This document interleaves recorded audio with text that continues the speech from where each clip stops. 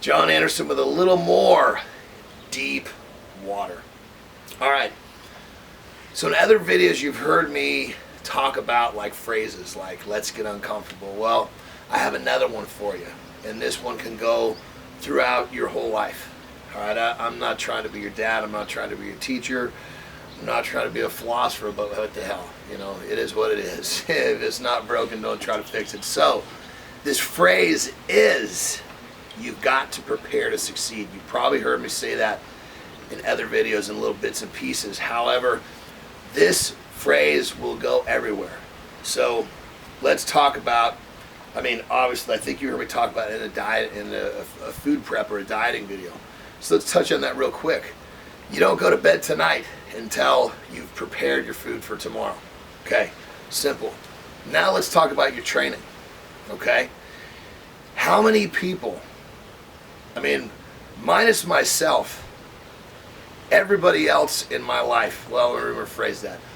There's very few other people in my life besides myself who have actually kept training a top priority in their lives. There's 1,000 reasons why training gets bumped to the wayside. You know, maybe they got a kid, maybe it's a new job. I don't give a shit what the goddamn excuse is. You know, excuses suck. I don't want to hear them. I just want to get the job done. So the bottom line is you have to prepare to succeed.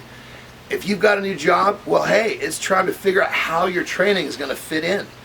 Don't go to your first day of work and, oh shit, well, where am I going to train? No, you figure this shit out before the situation comes up. Training, I have never ever let something get in the way of my training, because I make sure that I plan my training into my schedule, into my day, into my life as a priority. I prepare to succeed. If you don't prepare, you will fail. Okay? You can talk about, I mean, not like this is the strongest suit of my life. You can talk about relationships. You got to prepare to succeed there too. You know, you have to remember, you have to set aside time. You have to plan to nourish that relationship. You got to plan, and this could be, you know, with a loved one, this could be with a buddy, this could be with your parents, this could be with your kid. You have to prepare to succeed. Okay? Now, if you're a competitor, this is where it really comes into play. Because if you want to be successful, you have to prepare to succeed. You have to map out your training.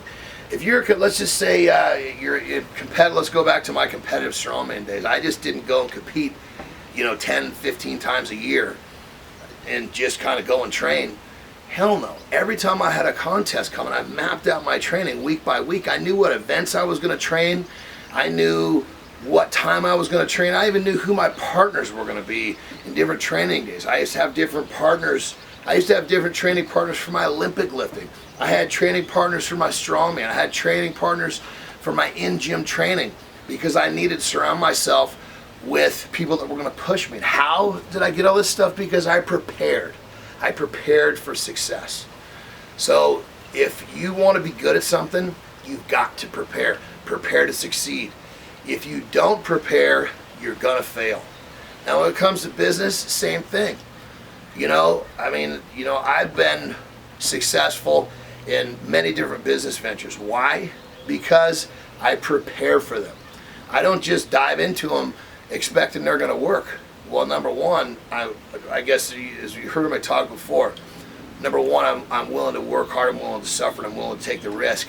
But they're all very calculated risks. It's not just me deciding that I'm going to go put it all on red. I calculate my risks. I prepare to succeed. You've got to take this saying and really hold it close to your heart if you want to make it somewhere in whatever you're doing. Prepare to succeed. If you don't, you're going to fail. John Andersen, deepwatermethod.com.